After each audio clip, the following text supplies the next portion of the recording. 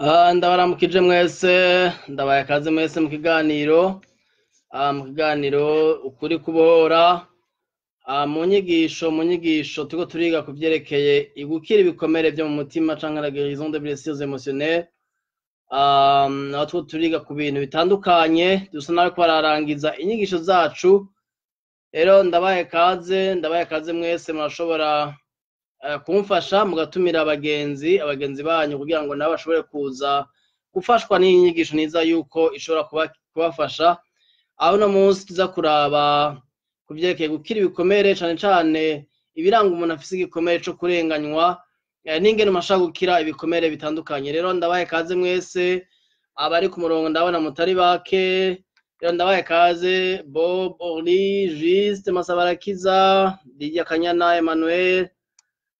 na mwese ndabaye kaze n'abandi kumbure muza kuza ku murongo mwese turabaye kaze. Tumaze igihe kinini turiko turiga kuvyerekeye ingene abantu usanga bafise ibikomere mu mitima. Twarize ku bikomere bishika bitanu, kinini ca gatanu entre temps, kuko nivyo bikomere dukunda guhura navyo mu buzima. Aho twize ku gikomere ca abandon canke gutabwa, turiga igikomere ca rejet canke rejection mu congereza co gukumirwa, turiga ku gikomere ca humiliation, gusuzugurwa, turiga ku gikomere ca injustice, n'igikomere ndibaza kandaba igikomere kindi ca gatanu ndakunda gucibagira, igikomere co gusuzugurwa, humiliation, le rejet, l'abandon, gutabwa, hamwe n'igikomere co guhemukirwa, la trahison, guhemukirwa. N'ibikomere bitandukanye bishika bitanu guhemukirwa, kandi benshi turakunda guhura navyo mu buryo bumwe canke ubundi, aho usanga abantu baraduhemukiye mu bintu bitandukanye tuba twarabayemwo. Rero ivyo nivyo bikomere bitanu kandi ndabisubiremo. Igikomere twize ca mbere ni igikomere co gutabwa, l'abandon. Ica kabiri ni le rejet canke gukumirwa, aho abantu usanga bagukumira. Ica gatatu twize ni igikomere co guhemukirwa, ariyo la trahison. Igikomere ca kane twize ni igikomere co gusuzugurwa canke humiliation. Igikomere ca gatanu nico tugezeko ni ca injustice, co kurenganywa. Ivyaha vyose abantu bakoreranira hagati yabo biri muri ivyo bintu bitanu. Icaha ico cose kiri muri ivyo bintu bitanu abantu usanga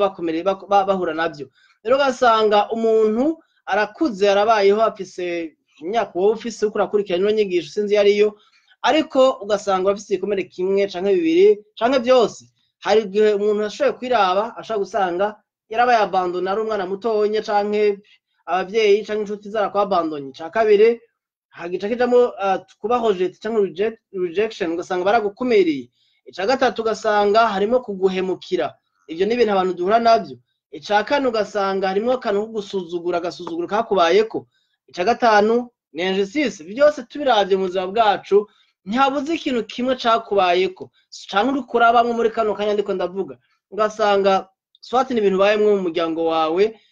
ku bavyeyi bawe, canke muri famiye yawe, muri umuntu wubatse, ugasanga hari ibintu biriko birakubako canke vyakubayeko mu buzima bwawe bw'urugo. Rero twarize ibintu vyinshi nshaka gusubira mu nyigisho zose. Iyi ari nka resume ndiko ndagira kugira ngo kumbure umuntu turavye akurikira inyigisho bwa mbere ashobore kumenya ivyo twizeko. Niba aja kuraba inyigisho zindi twize, ko hari amavideo menshi ngaha kuri page yanje ngaha canke kuri YouTube, mushaka kuzisanga izi nyigisho zose twize, aho ushobora kuzikurikira witonze, ukumviriza, ugatahura ivyo twize. Rero uyu munsi nagira imbere ko dutangura kwiga ijambo ry'Imana, ijambo ry'Imana MC ntavuga amaverse menshi ya Bibiliya, mvuga ubuzima bwacu bwa misi yose. Ndashaka dusome ijambo riri muri Psalm, Zaburi igice 9 murongo w'icumi n'umurongo w'icumi na rimwe. Ndibaza kenshi usomye Bibiliya y'icongereza n'ikirundi n'igifaransa, usomye uza gusanga amaverse amwe atavuga co kimwe. Namye ndiko ndagerageza ukaraba, nkasanga Bibiliya ivyivuze ikirundi sivyo igifaransa bavuze, sivyo n'ikirundi bavuze. Kubera iki? Ama traduction, isobanuro. Nibaza ko ikari ikintu gikenewe cane ku bantu mushaka kumva igifaransa, icongereza, kumva n'ibindi birimi, ko muza murasoma Bible zitandukanye, biragufasha gutahura gusumba iyo usomye ururimi rumwe. Rero verse tugiye dusoma ivuga ngo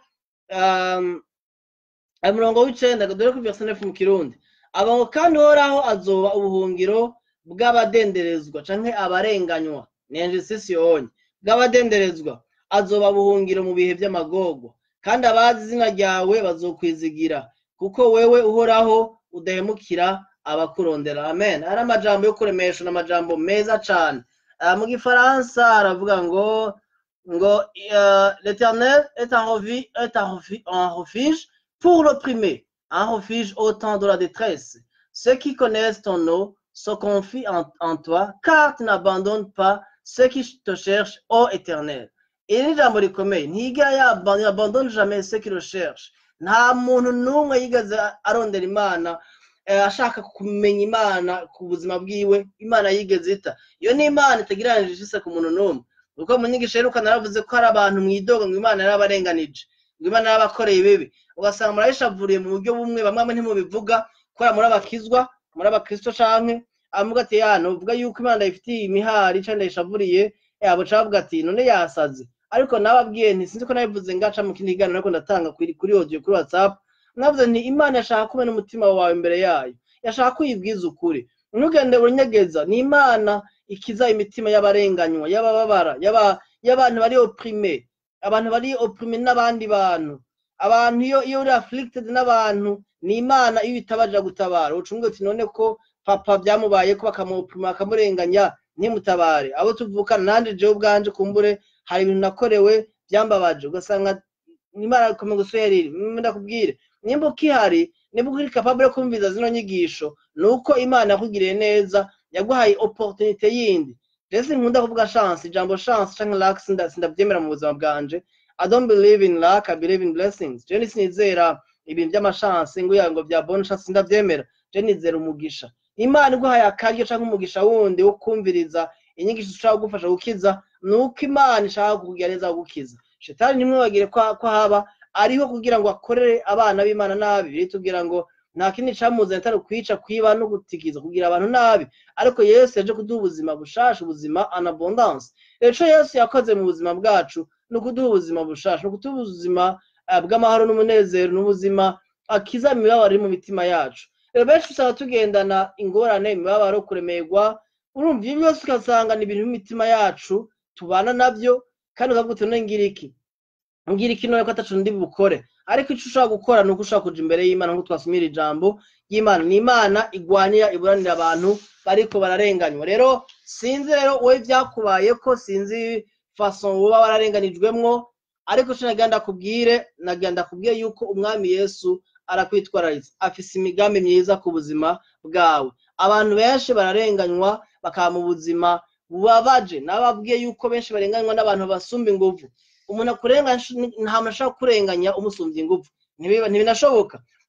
Murabizi abantu bamwe mwahuye mwagiye murahura n'abana mwakinana bakabakubita, bakabazomera, bakabita amazina, bakabwira ibiki. Urabona nuko baba bagusumba inguvu canke bagize umugwi bakaja hamwe, ukaba uri wenyene ukaja muri état de faiblesse, ukirutuva uri ahantu atanguvu ufise. Rero ivyo umaze kubijamwo biragutuma ugira complexe muri wewe, ukumumengo ntubereye, nturi digne. Hama bigafise ukuntu bica bikreya mu buzima bwawe ama comportement amwe, ukuntu witwara mu buryo bumwe, ingene uvuga, ingene witwara, ingene ubona ubuzima en general, ingene ubona abantu. Ugiye mu gakiza rero benshi barafise ukuntu baca bambara mask. Narababwiye mask ya Fantomas, ngira benshi narababwiye film ya Fantomas, ngira murayizi, aho umuntu yambara mask mu maso akambara ibindi bintu atari we, agashaka ubundi muntu nyene wo kwimpressiona abantu. Hepo utavyose Imana guhamagarira, Imana guhamagarira ubuzima bwiza bw'amahoro n'umunezero bwo muri Kristo. Ube wewe, ube real, ube umuntu adafaking up ngo werekane ibindi bintu atari ube wewe. Rero reka turabe ibimenyetso bitandukanye bigaragaza umuntu afise ibikomere cyo kurenganywa. Nabivuze mu nyigisho ziheruka, ariko kansubire ndabivugeko. Icambere nuko wama wumva umengo wumva power, atabubasha ufise, wama muri état de faiblesse. Kuko umuntu iyo yakurenganije akorera ko atashoboye, nico kintu cambere. Kandi kurenganywa sima ko umuntu agorere act physique iboneka, ahagu akumaltraiter, agutorturer, akagukubita, agufungisha, kugira iki. Ivyo ça fait partie ibyo dukorerwa. Ariko umuntu ashaka kubwira amajambo mabi, wagira ngo uravuze ngo hora wewe,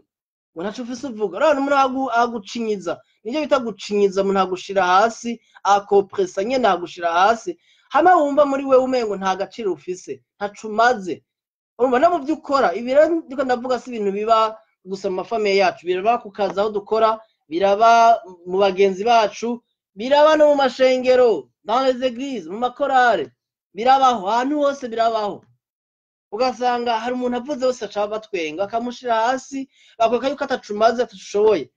ivyo rero birafise mindset ucakira muri wewe yo kumva yuko umengo ntacumaze ntacufise en fait ushigiye ama complexe d'infériorité janka ibico bita low self esteem mu congereza kwisuzugura ukumva umengo ntacumaze ntacushoboye ntacuzonashikako ugaca bamuco bita muri analysis paralysis ukaba ahantu muri paralyse de l'analyse aho wama ibintu byose uvyanaliza mugabo ukagira ubwoba bwinshi kubera iki wabwiye uko atacushoboye kandi warakoreye ibintu byakukubisa ahantu muri ego yawe mu mutima indani aho wumva yuko atacumaze ukagerageza gukamufura kwerekana ibintu nyene by'ibindi kugira abantu nyene bakwaaccept epo uta deep down mu mutima utiyakira utiyemera kandi ufise ishavu ryinshi umubabaro ico bita amertume mu gifaransa umubabaro urengeje urugero ukagira umubabaro kandi usenga uvuga mu ndimi uri pastor uri preacher uri apotre sinzi amatitire mu kuri muririmbyi urongora abantu akuzura mwemu sinzi ico ukora cyane cyose uri mudeje umupedeje umu CEO ahantu ariko deep down uri umuntu ari hurt umuntu akomeretse afise igikomere kibabaje kandi kiremereye kubereke warakomerekejwe ahantu umuntu wese akeneye dignité yiwe kumva ko ashoboye imana ngene yaturemye turi abantu turi dukeneye avantu kumva ko dushoboye kuba nyene umuntu amanjiniosité menshi ariko umuntu akubesa aho hantu injustice akwereka yuko atapwa ufise umuntu muto nacumaze sinzi ko murahura n'umuntu mugashwana acabwira ngo wewe nacumaze wewe ngo wewe umuntu muto wewe ngo wewe unogufishe ntagasurira umuntu akubwira amajambo nkayo so urumva uvyemereye ivyo ni mensonge uzemeye biragira impact ku buzima bwawe rero turi kintu ca mbere kumva yuko atacumaze atanishoboye uri umuntu ari weak so weak indeed ica kabiri ni kumva ko ataco umaze canke uzopfushitse ko mu buzima gisa n'ica mbere ariko ivyo bihera mu bwana ugaca unakura kandi ikintu cose ugira ukore mu buzima ukumva ngo gizaba kigenda nabi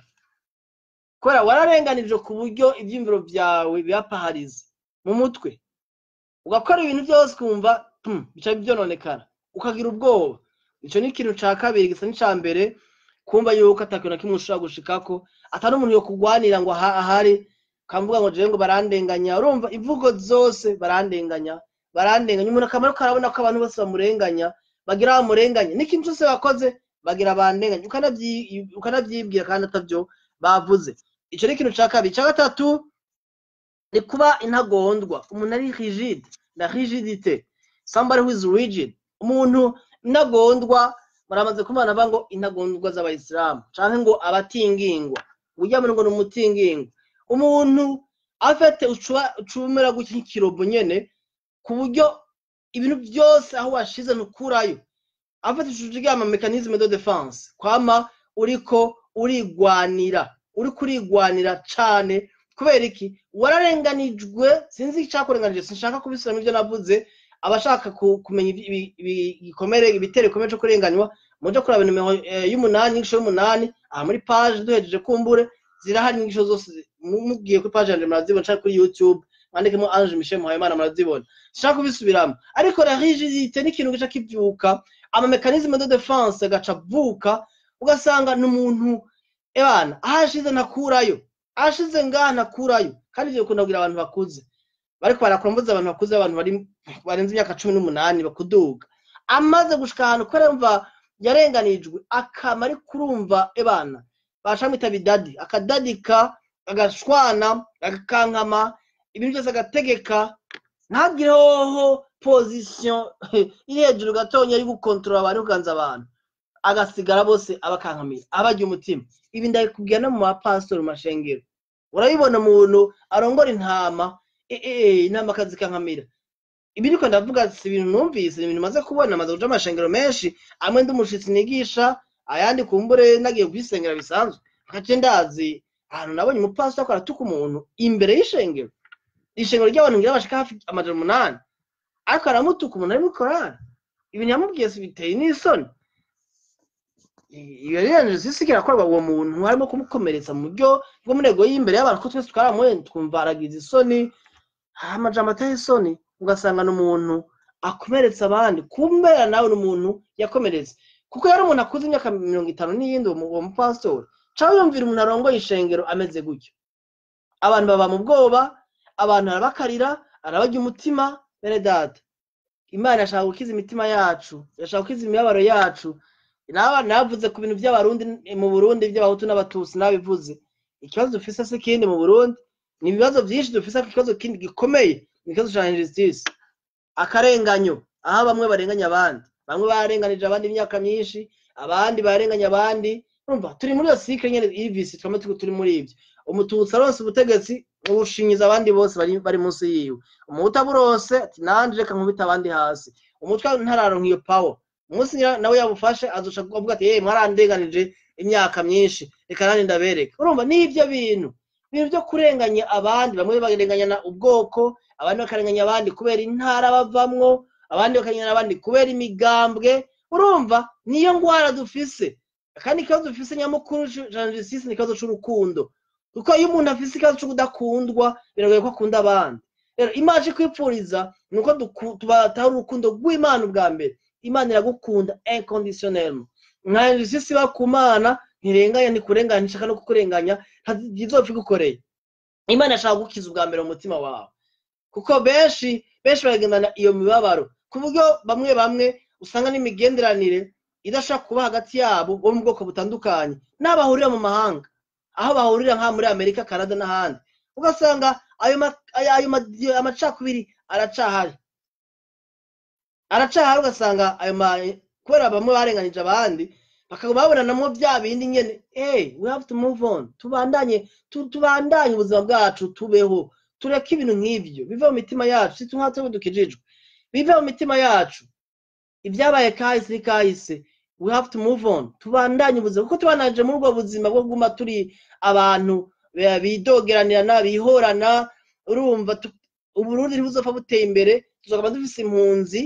urumva impunzi zimwe ziri makambi y'impunzi izindi ziri mu bihugu bitandukanye byo muri Amerika kandi na Europe n'ahandi kandi izo nyene zoce zigaruka zigatera umuvurungano mu nyuma tukama muri uwo muzingi kubera iki tutemera kwicarana hamwe nk'abavukanyi ticu nk'abantu dukijijwe duhere ku bana b'Imana kuko ishengero iyo rigwaye igihugu gica kigwara reka ndababwira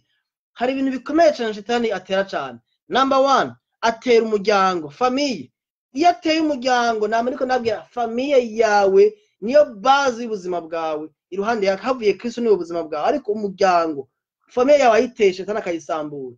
abamaze guheza ishengero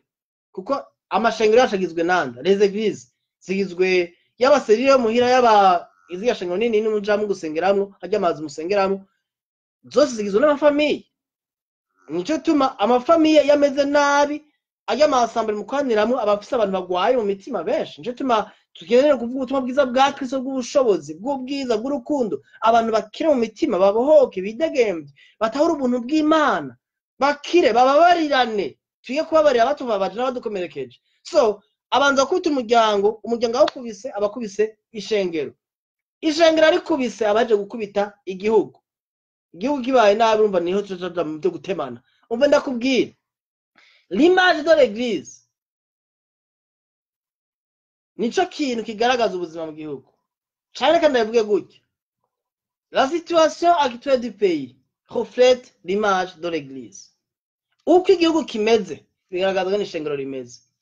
bamwe mushaka kumbaza ati ibyo bintu ushaka kubisigura 100%. Nganzo byigisha ko hanjuru bigaragaza uko ishengero rimeze wocumbwa ati none ko ngaha muri Amerika umengo hari amahoro nta baroberi bahari nta bikiyo reka Amerika itunzwe n'amategeko akaze bashizeho akaze ariko urabuza ubwicanyi buri ngaha uzantu bigo baricana ngaha sinibaza Amerika ifise prison je ndi muri Amerika aho ndi prison y'amaprison yo kwisi ni ari muri Amerika prisonnier dufate mu prison 100 bari ahantu bari kwisi 75 bari muri Amerika none wowe wumva ico gihugu kitafise ingorane gifise ingorane zikomeye yamba murabona amakuru y'ibirwa biravugwa so hari ingorane zikomeye nyinshi so isi benshi mwibaza yuko ifise hari ahantu hamwe ari heza handi isi yose president asanze ari hamwe mane hari ntiteka ryo kuja amakontinent 3 simaze kuja amakontinent menshi namaze kuja amakontinent 3 ariko muri amakontinent 3 tumaze kujamo nasanze isi nimwe gusa hatandukanye ngene abantu bifatanye n'abameze ariko ishengero l'église ishengero iyo ritariko raba mu muco w'ijambo ry'Imana haraba ingorane mu miryango nibaza ko ibi nivyo hanyuma ariko arako ndabakuvyerekeye ingene Imana twipfuriza gukira mu mitima yacu ingene Imana ishaka yuko utaba rigide worohe ubabarire utunganye n'abantu Imana idushakira ibi ndiko ndababwiye nuko arivyo ndiko ndabamwe pour le moment haraheze imyaka mimwe ntangwe kubitravaya imyaka ishika 12 ariko birafata umwanya mwemwe kugira ngo bikire ubakwe no kubivuga no kuvyemera hama ikindi naco ni kugerageza kwemegwa uko bishoboka kose no kugira success mu byo ukora abantu bagira abanjisisi ko barabwiye ko badashoboye bari incapable ataco bazoshaka ko mu buzima mba ego yabarekubita ahantu aho umuntu yaremeye kugira ngo agire aventure mu bintu akora barahakubita kubera amajambo bakubwiye canke ibintu bagukoreye bibi babaje canke bakurenganije ucugerageza kwihashita mu buryo bwose ugasanga ntuyumvira n'abandi bari ruhande yawe abafite nabo bagushama ikintu cyo kurenganya abandi kenshi nico bicaye ku bamwo ugasanga ushaka success kutwe kugira ngo wereke abantu wereke babone ngamane ko ndababwira jari indirimbo ntashaka no kumviriza zitwa n'iz'Imana kuko indirimbo burya umuntu yanditse uyumvije indirimbo ihofreta comprehension y'Imana yiwe nje tumara abantu umvise bari indirimbo ntumenye ko indirimbo y'Imana cyangwa indirimbo y'amapenzi y'isi ari umuhungu akabwira umukobwa kumva ni indirimbo tarimwe Yesu tarimwe Imana tarimwe Yesu akatuvuga Yesu tarimwe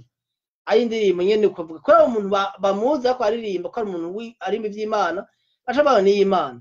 ariko kumva amajambo ari mwamwe n'amajambo y'ibimabaro n'imikomere yo kwereka abantu hari n'ubutumwa ntagishaka kumviriza ubutumwa buguma bumbwira abansi banje abansi bene dasimakana ko umuntu agira abansi tunka twigisha tuvuga ubutumwa bw'ubuntu bw'Imana n'urukundo rw'Imana turagira abapoza benshi abadupinga benshi turagira abantu bitwa ngo antegiyeme babansi b'ubutumwa bwiza pa n'abansi bacu n'abansi b'umusaraba niko biribita n'abansi ba Kristo ko bari kwaragwanye kubwa Yesu yakoze ariko nta mwanya mfise guta umwanya wanje ndiko ndavuga ngo abantu bagira ibi Imana ngire kugira ibi nibi ngo kubera ngo abansi ubwo butumwa ntabwo je mvuga ntabwo nkeneye kuvuga sinzopfa ndanabuvuze ahubwo ndabapresenta Yesu ngene Yesu ashaka gurestora imitima yanyu mwashaka kubakiza rero ikintu gikomeye gunda kuba ku bantu rero nuko bashaka success mu bintu bakora taco batokora bacambera nk'imashini bakaba bagira success nyene kugira beka abantu bigeze ko bwataco bazoshikako ko hari ico bashitseko kandi ashitse ku ico kintu agerageza kuvyereka abantu bose mugabo ofo na satisfaction yigeragira yama yumva umengo something is missing hari ikintu kibuze uba kubera ibintu biba byavuye mu nguvu si ibintu biba biri flowing muri natural life we flowing nyine mu buzima bwacu bwa misi yose iba ari strength zawe ziko zirakora so Imana ishaka ku struggling he doesn't want to struggle ntishaka ku struggling n'inguvu zawe mugana w'Abanyamerika ngo to hustle ntishaka sibishaka ko hustling wirukanga na nyene hustling mugana wowe w'Amerika ngaho no he just wants you to relax ashaka ko uruhukira muri Kristo uruhukira muri Kristo ndakunda kintu mugisi ndakunda kuvuga iyo ariko aratonda kwidira bavuga ngo repose plus en plus relâcher urumva repose plus bavuga mu gifaransa kindi repose plus en plus relâcher utatumvije ntiwamenya ibyo ari byo bati repose plus ruhukira nyene uri utekane hamurorashe wiyoroshe ariko ntibikunda ko wiyorosha Yesu wenyine akavuga ukorosha haleluya so nshuti yanje eka tubandanye ikindi kigunda kubashikira abantu nk'abagiye sisi nuko baca baba aba perfectionist abaja burutonde ibintu byose bashaka ko bigenda neza urumva biri connected na rigidité navuze kwa kutagondwa abafise muri we akaba umuntu perfectioniste urubasha ko ibintu byose ko bitonda ko yarabwiwe yuko atashoboye atabinye gukora neza ashaka gukora ibintu byose neza ngo abipanga bitondeke imere neza hari abantu muko murankurikira bamwe n'abagabo nibo bakunda kubikora umugabo yashize ikintu ahantu agashira ikintu ahantu kiyende kihave agenda muri ville canke cyo gusirikira mu bindi bintu cyo kukazi agaruka asanga ico kirahure hano yagidepoje siyo kiri problem ngorane agatera induru igitabo agira umwana gikora ko gatonya agacegeza hirya gato aba mu gitabo cyane nagisize kiraba hariya ngo ngo ramukiraba hariya ngo nimuze ngaha mwese tonda nimubwire wabikoze ninde wabikoze aca kubita ni mu Barundi ngaho kubisa umwana ucufungwa so kwa mu perfectionist ibintu byose ashaka ko bitonda nibiki ibyo rero gusha muri Paris kuko uca wama uri wozage wamana ubwoba urumva ibintu bidatunganye si tuwa korenje sisi kubwiye yuko atashoboye ibintu byose ukora ubikora nabi sha uraremeko nagenda kubwira nta muntu nomwe uzoronka mu buzima ari perfect ijana kwijana uwo nabaho umuntu ari perfect ni Yesu Kristo natwebwe la perfection que nous avons uko turi perfect in Christ is by grace ni kubwo buntu bw'Imana siko bikorwa twakoze la perfection kuba Imana twita ngo yadutunganije ibihe bidashira siko twakoze ikintu kimwe ciza ni kubera Yesu muri twebwe yatugize abagororotse abatunganye ibihe bidashira siko rumeze neza siko rudashaka ku messing up ahubwo ni Kristo muri wewe ari perfect and he gives you his perfections nivyaguha so rero kubanza guhinduka muri mindset yawe ni ikintu gikomeye cyane uhindurwa n'iki mbega uhindurwa n'ubutumwa bwiza bwa Kristo niyo tuma Imana ishaka nuko ibanza gukiza mu mutima ukira muri mindset yawe nta competition n'umuntu n'umurimo nta kintu kimuzigiro nka kiri perfect abantu naturellement turi abantu tugikeneye umwami dukeneye Kristo ko dushobotse rero nuzoronka umugore ari parfait uwo ntabaho atagira amadefu ntabaho nuzoronka umugabo adafise intege nke adakeneye Kristo uwo ntabaho aha niko nabwira imisore n'inkumi bamwe bamusanga bari paharize n'ico kintu cyo kurushaka ngo bashaka umuntu ngo ameze guke batunganye ngo ameze guke ikinyabugingo nishukeneye genda mwijuru ariko manye kiri ngaha kwisi ukeneye umuntu afise Yesu muri wakirijwe of course ariko number 2 umuntu ari real umuntu akeneye Imana umuntu akeneye Kristo umuntu mufashanya mu rugendo mushigikirana rero ikintu cyo kuba perfectionist cyane ukagushika uremera abantu ibintu bitabaye uko ushaka ukababara ugashwana ugatera induru Imana igukiza kuko iyo ni problem yo mu mushaha muri ame rero abantu banje kibazo cyo kurenganywa kenshi baragica kibazo cyo kuba aba perfectionist mu buryo bumwe canke ubundi ikindi naco baragira des idées qui sont radicales ku buryo binabagora gufata ingingo atabwoba burimo baragira ama idée radicale bashaka gufata ingingo zimwe zi radicale kwa nyinshi zikora kugira bikingire biprotege umuntu akavumbuka agafata ingingo makavuta none wayifashe wanyoye urumogi wanyoye drogue waborewe wari mubiki kubera iki hari ibintu byamubaye ko mutuma ko mana hari umutima ni n'abantu kenshi nk'abantu badakirijwe kwica abantu biborohera kuko abafise ikibazo cyo mu mutima cyo kumva yo kwihora agafata ama decision mwamwe mabi ateba gufata ingingo kuko acagira ubwoba bazi yuko ataza kubikora neza mugabo yihenze ngo afashe izo ngingo izo decision zifashe kugira umukure muri ivyo bintu problem niyaza ko amwe nuko muri yumva kumbure mu bamufise izo probleme sinzi na mubayeho ibi ndiko ndababwira nababwiye nisi ndiko ndavuga psychology kandi nisi ndiko ndavuga ibintu byinshi biri compliqué no buzima bwacu bwa misi yose tugira turahura nabwo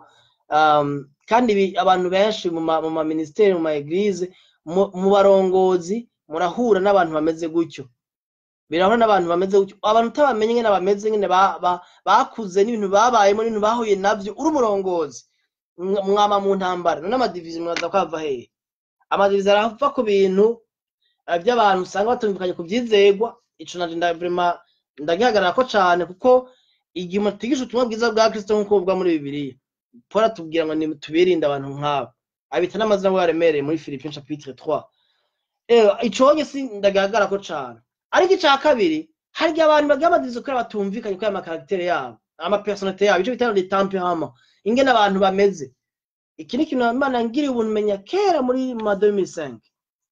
ndakimenyesha amatemperament ku buryo abantu bose namye ndongoye leadership nama ndongoye indi mu Burundi nama nabigishe kumenya amatemperament y'abandi kuma ati nakameze agize ibi mumenye ngene ameze ndiko ndavuga ibi kubera iki muri yame zacu iyo umuntu ataba transformation bitara tempérance canke tempérament de l'esprit hariho tempérament ya mwemu iyi nayo irahari kandi iri beyond iri above izo zindi iyo order izo zindi zisanzwe rero ni Imana ishaka tujanamwe aho umuntu aba complete this sentence buze nkemu you be filled of the spirit of God when you filled of this spirit of God your life will change. Hallelujah. You change, you do change, urahinduka kubera iki ufise ubuzima bw'ubundi buri hejuru y'ubuzima busanzwe muri yame zacu rero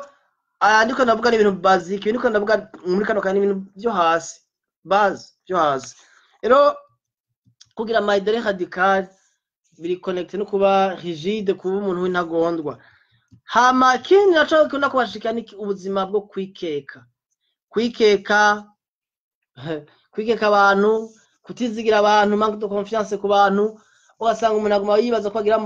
bagira mugirira ikintu kibi abantu bose ni babi abantu bose baraba uriyozage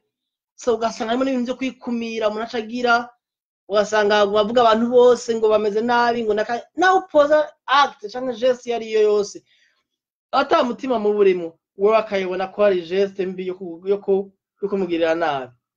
nawe bavuga ikintu umuntu asigara akivunjamo amajambo umuntu asigara umuvunjayi w'amajambo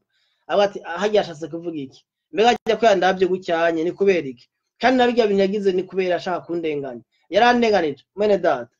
sabantu bose ashaka kurenganya sabantu bose ashaka gukorera ikibi sabantu bose ameze nabi sabantu bose bari injuste c'est pas tout le monde qui est injuste ndazi ko il y a des gens qui sont injustes mais c'est pas tout le monde qui est injuste. Il y a des gens, des personnes qui sont justes. Barahari. So, Imana chikwipuriza nuko ukira. Nuko ukira mu mutima. Nuko Imana ishaka no gukiza ibihugu byacu. Ibinye tuteza kubivuga twebwe, tuvuga ngo turi generation ngo yejo, ukazongugwaruka ngo gwejo, ugwaruka yego n'ugwejo. Tuko turasaza. Tuko turageza mu myaka 30, 40, 50 uko umuntu yakurantata nuko atangura kurondera amasekirite y'ubuzima ariko harama verite mwamwe udashaka kuvuga uno munsi ko yamwe dutinya kwankwa dutinya guhamwa gukubitwa gufungwa n'ibindi navuze byeke abantu bakurenganya bagufunga bakwiba mu butunzi bwawe bagutwara amazo mu muryango urabona ugasanga kandi mugahura mukaramukanya ngo bamwe mugahora no mu ishengero Yesu ashimwe mwene data. Haleluya, Imana igwezagiye mugabo mutima uvuga ati ico kimenjasha oya isi by'Imana ishaka rero mu by'Imana ishaka kuba mu bwa mbere haro kubabarira abantu batandukanye bakurenganije ibi bihera muhira mu bavyeyi bawe kumbe n'abavyeyi bawe bakurenganije maybe birashobora ko ari bo bakurenganije canke warenganijwe n'abantu bari bagutunze kumbe abavyeyi bawe barapfutungwa n'umuryango barakurenganya baragufata nabi baragukorera ibebe baragukubita baragukuza bitaguturubika bakorera ibintu biteye isoni bitonavugwa bakorana muri ubwo buryo cyangwa bagutwara ibintu byawe by'amatongo n'amazu n'ibindi bitandukanye wari ufise barabigutwara canke ni leta ubutegetsi bwahuba naho ahandi hantu hari uba bashaka gukora ibintu nk'ibi umuntu ari mu butegetsi akora ibintu nk'ibyo bibi akurenganya kandi abizi ko akurenganya ukabusibwa ko atamakosa ufise mugabo bamwe mukanafungwa ivyo byose birabaho canke numukoresha wawe ku kazi yama ariko aragufata nabi kubyo bamwe babirukanye mu buzi kandi babarenganije canke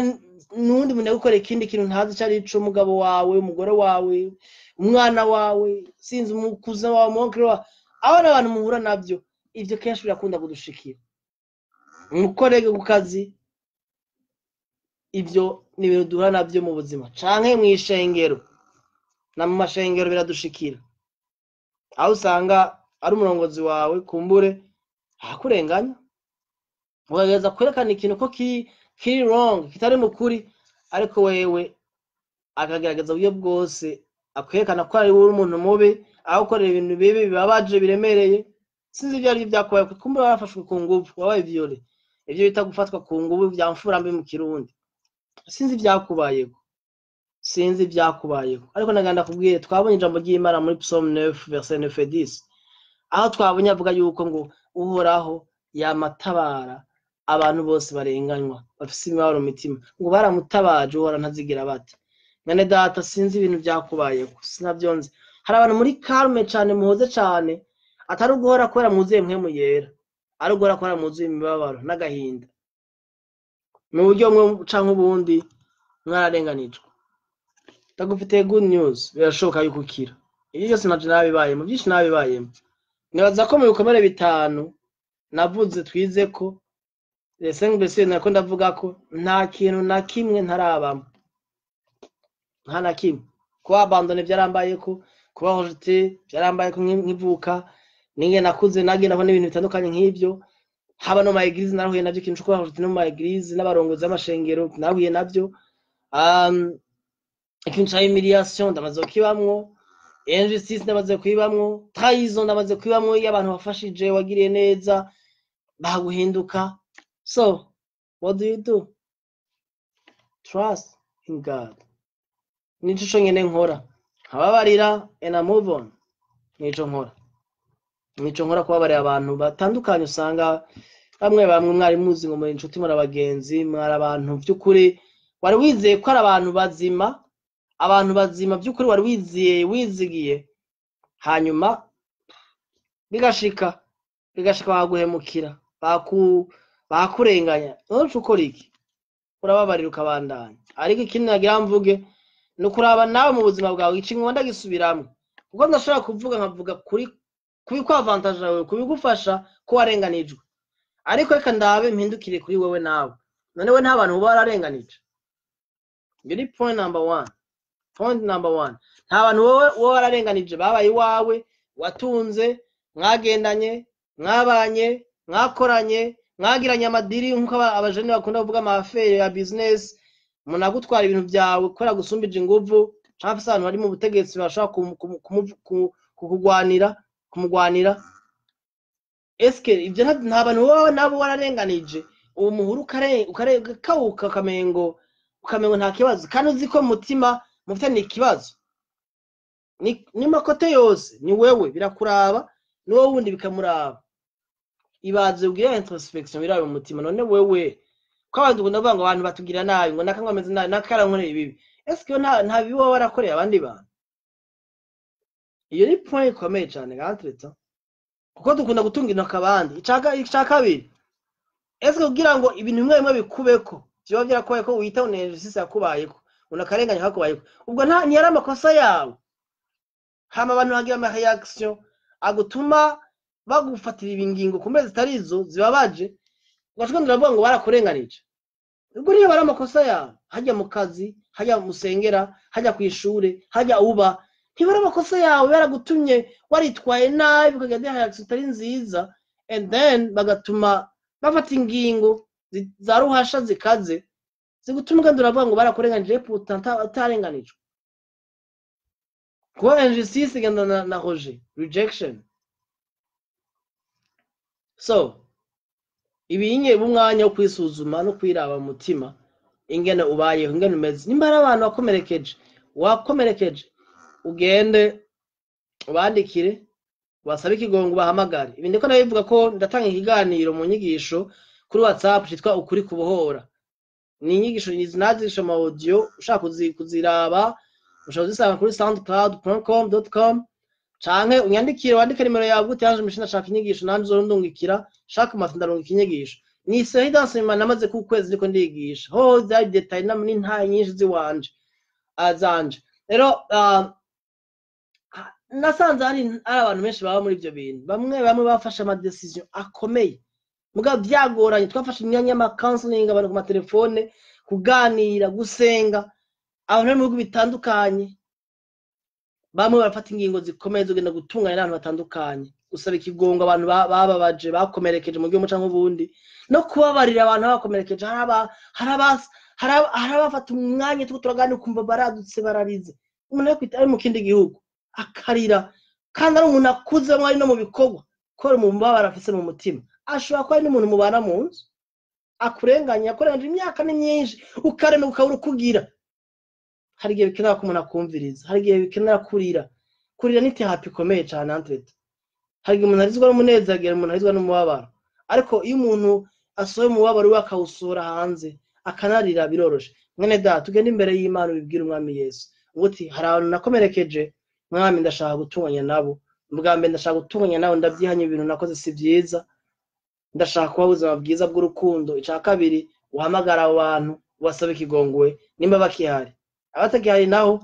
uvuga uti nukuri navyatura uti amakosa nabakoreye ndayihanye. Aya asize abantu bo mu muryango ubasaba ikigongwe, nimba abantu batunze mu nzu yawe ubasaba ikigongwe. Nuko bituma ubuzima bwiza.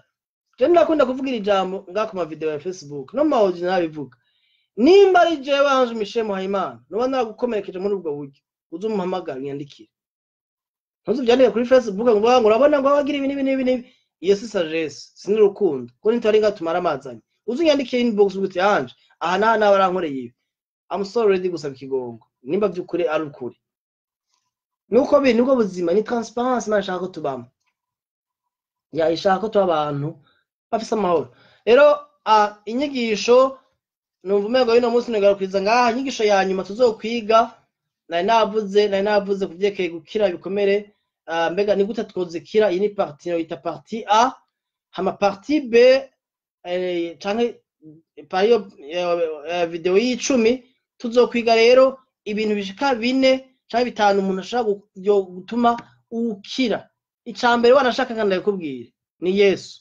Iboshoga ntamukubwiye Yesu ni wakiza. Ibi niko ndakubwira, yarankijije, umushobora gufasha abandi ko yankijije. Iyo ataba Yesu umutima wanje ngamba ndumusazi, kuko bamwe barahungira mu nzoga, abandi bagahungira mu mogi, abandi bagahungira amadroga atandukanye, abandi bagahungira muri sexe nyinshi, bibaza ngo iyo sexe bagira ngo izo bamara umubabaro bafise. Urumva abagabo canke abagore canke abakobwa canke inkumi, urumva umuntu agahungira muri iyi social media turi kuno munsi kwerekana yuko uri gitangaza. Ibyo byose ni mask. Yesu niwe wenyine capable kuja mu mutima wagakiza. Cya kabiri ni kwemera kugwaye kwakomerekejwe, kuko abantu babaye muri denial. So no mumego nurangiriza ngaha, tuzobandanye ejo mu nyigisho yindi. Nshaka kuziheza nino ndwigira ngo mu ndwi ziza tugire ibindi by'Imana nazo turongorako. Niyo mumaze twumva ndongoye ko kuvuga cyane impamvu arisije mushaka kana ko muravuga ko mashaka kubyandika muri message avuti eske yisije ushaka kubivuga ko mbona arisije nshoboye ndashaka kubivuga ko tukiga. Nico gutuma twiga. Ndazi ko kinegeye turimwe abantu bagikunda ama video maremare, abantu bashaka ama video y'iminota 35 ibaye myinshi, ariko nta kundi tuzokwiga. Bashaka kwiga bashaka gufata ikintu cy'umwanya kirekire bashobore gukurikira inyigisho. Rero Imana ibagire neza, mugire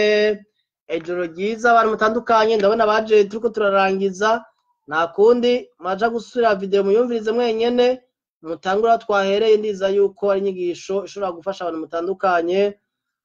Ndabona abantu mutari bake muri ku murongo: Emmanuel, Lydia Kanyana, Juste Masabarakiza, Bob Orly, David Abonimana, Priva, Nzoyihaya Ildefonse yavuze ati God bless you bro. Thank you too. May God bless you too. Juste Masabarakiza yavuze ati fine. Pastor Richard Otim, original from Uganda. Itrutete Kesebo. I hope that I said the right way. That's Iteso from Uganda. Grace Nibizi, Karine Bella, Robert Lee from the UK, Evangelist Robert Lee. I hope that you're fine. You've been following me without even understanding what I'm saying, and thank you, brother. And hopefully, as I always say, I will be teaching in English in the coming months. So I don't know.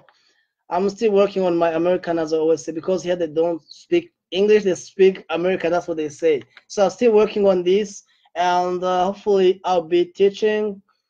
in English as the Lord will help me to do it. Ben Rutabara, sinzi ko ndabivuze neza Rutabara cyangwa Rutabara. Chancy Gasabire, Sylvie Muhunga, Chancy yanditse avuga ati merci beaucoup ku muco uriko uratanga. Imana ishimwe cyane ko biko biragufasha bigwaye umuco kuko kumbure hari umuntu aba ariko araba kumbure mu bintu bitandukanye atazi n'igituma ko arabibamo. Carlene nawe nyene yamari ku murongo kenshi, Arlie Ngomirakiza, Love in Motion Canada nawe nyene bamari ku murongo, sinzi rero ko ari ishirahamwe, sinzi ko ari umuntu yitwa Love in Motion, mbwa ndazi ishirahamwe yitwa Love in Motion ngaha muri Arizona homba. Rero sinzi ko ari umuntu ndariseruka muri Canada ngira ngo niwe yavuze ati navyo nawe nyegeza akanuka ko ari sawa. Prosper Kinyomvyi, Mbonima Raymond, neza kumeze neza Raymond, agweruka kera cyane na wewe. Imana bandanye bagira neza na madamu wawe n'umuryango. François Mitterrand ndayishimiye. Ange Pascal Ndikumana, Uwamahoro Nadia, Bruno Bofun, mon ami du Bénin. Je pense que tu vas très bien, que toute la famille va bien au Bénin. Nyiramatungo Immaculée, Sinarinzi Evra, Neragira irembo, abose n'abagenzi banje. So Imana ibagiye neza mwese, mugire ijoro ryiza, nshoboye kuvuga bake mbonye. So mugire ijoro ryiza bamwe muri mwijoro, ijoro ryiza bari ku murango mu bihugu bitandukanye bindi. Bonne journée à tous et que Dieu vous bénisse. Bye.